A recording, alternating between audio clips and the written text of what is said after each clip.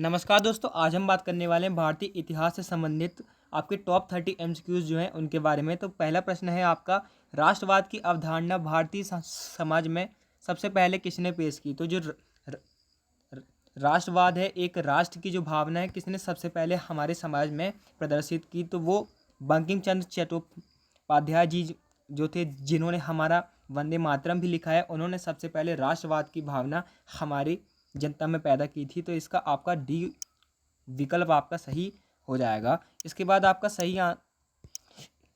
आपका क्वेश्चन है, कुमार संभव काव्य के लेखक कौन है जो छठी सदी के संस्कृत कवि थे? तो कुमार संभव काव्य जो है किनके द्वारा लिखा गया है? तो ये हमारे कालिदास जी के द्वारा लिखा गया है। तो इसका दोस्तों ए विकल्प आपका सही हो जाएगा। आपको ये ध्यान रखना है, कुमार संभव काव्य के लेखक कालिदास थे। इसके बाद अगला प्रश्न है आपका, किस किले के उत्खनन से सौराष्ट्र के प्राचीन स्थल की खोज हुई? तो जो धौलावीरा किला जो आपका था, जो धौलावीरा किला जो है आपका राजस्थान में, उसके उत्खनन से आपके सौराष्ट्र के प्राचीन स्थल की खोज हुई थी। तो इसका बी विकल्प आपका सही हो जाएगा। ये आपको ध्यान रखना है, आपसे पूछ सकते हैं।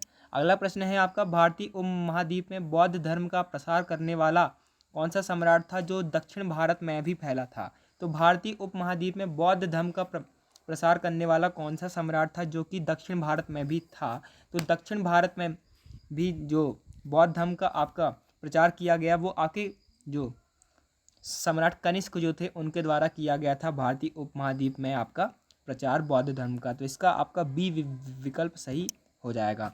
इसके बाद अगला क्वेश्चन है आपका, संगम साहित्य का सबसे प्राचीन ग्रंथ कौन सा है? जो आपका संगम साहित्य है, आपका जो तमिल लिटरेचर है, तमिल भाषा का जो साहित्य है, उसके अंदर सबसे प्राचीन ग्रंथ कौन सा है? तो सिलप्पादिकारम, ये आपका दोस्तों सबसे ज़्यादा आपका प्राचीन ग्रंथ है संगम साहित्य का। तो इसका आपका ये सी विकल्प आपका सही हो जाएगा। ये आपको ध्यान रखना है। इसके बाद अगला क्वेश्चन है आपका, कुलकर्णी उपनाम किस ऐतिहासिक व्यक्ति से जुड़ा है? कुलकर्णी उपनाम हम किन के लिए यूज़ करते हैं? तो जो कुलकर्णी उपनाम है वो हम दोस्तों छत्रपति शिवाजी महाराज जी के लिए यूज़ करते हैं। तो इसका आपका ए ऑप्शन सही हो जाएगा।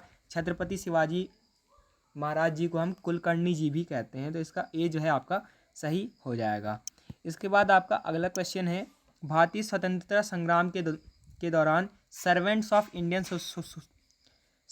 इंडियन सोसाइटी की स्थापना किसने की थी? तो सर्वेंट्स ऑफ इंडियन सोसाइटी जो कि भारतीय स्वतंत्रता संग्राम में एक बहुत अच्छी भूमिका जिसने निभाई, उसकी स्थापना दोस्तों सुरेंद्र नाथ बनर्जी जी ने की थी। तो इसका ये सी ऑप्शन आपका करेक्ट हो जाएगा। आपको ये ध्यान रखना है। अगला क्वेश्चन है आपका, भारत में किसने आयुर्वेद का औपचारिक संकलन किया? तो आयुर्वेद का औपचारिक संकलन दोस्तों आपको ध्यान रखना है, सुश्रुत ने किया था। तो इसका आपका बी विकल्प जो है आपका सही हो जाएगा। ये आपको ध्यान रखना है।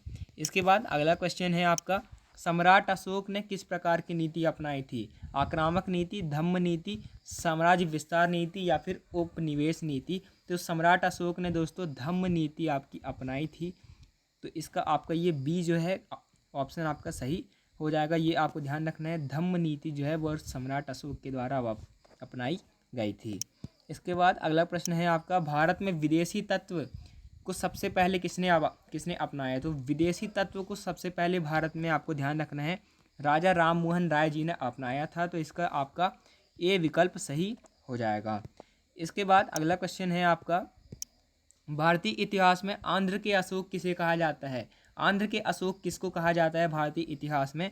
तो जो कृष्णदेव राय हैं, आपने तेनाली रामा अगर सीरियल देखा हो तो उससे भी ये संबंधित है। ये आपके विजयनगर जो आपका साम्राज्य था उसके एक बहुत ही अच्छे शासक थे। तो कृष्णदेव राय जी को आंध्र के अशोक कहा जाता है। ये आपको ध्यान रखना है। इसके बाद अगला क्वेश्चन है आपका, भारतीय स्वतंत्रता संग्राम के दौरान आज़ाद हिंद फौज के प्रमुख कौन थे? तो भारतीय स्वतंत्रता संग्राम के दौरान आज़ाद हिंद फौज के प्रमुख हमारे नेताजी सुभाष चंद्र बोस थे। तो इसका आपका बी विकल्प सही हो जाएगा। इसके बाद अगला प्रश्न है आपका, भारत में चाय के बागानों की शुरुआत किसके द्वारा की गई थी? ब्रिटिशों द्वारा, पुर्तगालियों द्वारा, डचों द्वारा या फिर फ्रांसीसियों द्वारा? तो जो ब्रिटिश जो थे उनके द्वारा सबसे पहले भारत में चाय के बागान, टी प्लांटेशंस आपके लगवाए गए थे। इसके बाद अगला प्रश्न है आपका, जिन्ना ने मुस्लिम लीग का अध्यक्ष पद कब संभाला था? जो मोहम्मद अली जिन्ना जो थे उन्होंने कब मुस्लिम लीग का प्रेसिडेंट पद, अध्यक्ष पद आपका संभाला था? तो सन 1940 में उन्होंने ये पद संभाला था। तो इसका आपका सही विकल्प हो जाएगा 1940। इसके बाद अगला प्रश्न है आपका, भारतीय स्वतंत्रता संग्राम के अंग्रेजों भारत छोड़ो आंदोलन की शुरुआत कब हुई? तो अंग्रेजों भारत छोड़ो आंदोलन, क्विट इंडिया मूवमेंट की शुरुआत आपको ध्यान रखना है 1942 में की गई थी। तो इसका आपका बी विकल्प आपका सही हो जाएगा। इसके बाद अगला प्रश्न है आपका, भारत के प्राचीन नाट्यशास्त्र के लेखक कौन है? तो प्राचीन नाट्यशास्त्र के लेखक दोस्तों भरत मुनि हैं। तो ये आपको ध्यान रखना है। अभी हमने देखा था कुमार संभव कालिदास जी का, अब जो भरत मुनि हैं आपके प्राचीन नाट्यशास्त्र के आपके लेखक हैं। इसके बाद अगला क्वेश्चन है आपका, भारत की स्वतंत्रता संग्राम की प्रमुख नेता जिन्हें नाइटेंगल ऑफ इंडिया भी कहा जाता है वे कौन है?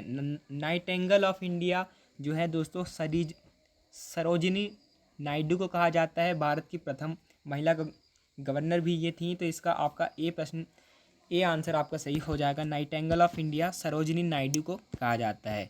इसके बाद अगला प्रश्न है, 1919 के रॉलेट एक्ट के खिलाफ कौन सा आंदोलन शुरू हुआ था? तो 1919 के रॉलेट एक्ट के खिलाफ दोस्तों आपका असहयोग आंदोलन, नॉन कोऑपरेशन इवेंट आपका दोस्तों सही शुरू हुआ था। तो इसका ए ऑप्शन जो है आपका सही हो जाएगा। इसके बाद अगला प्रश्न है आपका, भारत में पहला भारतीय राज्यपाल कौन था? तो प्रथम आपके भारतीय राज्यपाल, फर्स्ट इंडियन गवर्नर जनरल कौन थे? चक्रवर्ती राजगोपालाचारी थे। तो इसका आपका ए विकल्प आपका सही हो जाएगा। इसके बाद अगला प्रश्न है आपका, भारतीय इतिहास में महान उपनाम किस सम्राट को मिला? तो महान हम किनको कहते हैं? महान हम अशोक को कहते हैं, महान राजा अशोक। तो महान उपनाम अशोक को दिया गया था। तो इसका आपका ए ऑप्शन सही हो जाएगा, बी ऑप्शन सही हो जाएगा। अगला प्रश्न है आपका, सत्याग्रह की अवधारणा को सबसे पहले किसने अपनाया? तो सत्याग्रह की अवधारणा को सबसे पहले हमारे महात्मा गांधी जी ने अपनाया था। तो इसका सी विकल्प आपका सही हो जाएगा। इसके बाद अगला प्रश्न है आपका, लॉर्ड कॉर्नवालिस ने किस वर्ष न्यायिक सुधार लागू किया था? तो न्यायिक सुधार लॉर्ड कॉर्नवालिस के द्वारा दोस्तों आपको ध्यान रखना है 1793 में लागू किया था। तो इसका आपका बी ऑप्शन सही हो जाएगा। इसके बाद अगला प्रश्न है आपका, विजयनगर साम्राज्य का संस्थापक कौन था? तो विजयनगर साम्राज्य की नींव किसने रखी थी? तो हरिहर और बुक्का, इन्होंने दोस्तों विजयनगर साम्राज्य की नींव रखी थी। तो इसका बी ऑप्शन आपका सही हो जाएगा। इसके बाद अगला प्रश्न है आपका, भारत में पहला मुस्लिम साम्राज्य किसने स्थापित किया? तो भारत में पहला मुस्लिम साम्राज्य आपको ध्यान रखना है मोहम्मद बिन कासिम के द्वारा स्थापित किया गया था। तो इसका बी विकल्प आपका सही हो जाएगा। इसके बाद अगला प्रश्न है आपका, छत्रपति शिवाजी महाराज की जयंती किस दिन मनाई जाती है?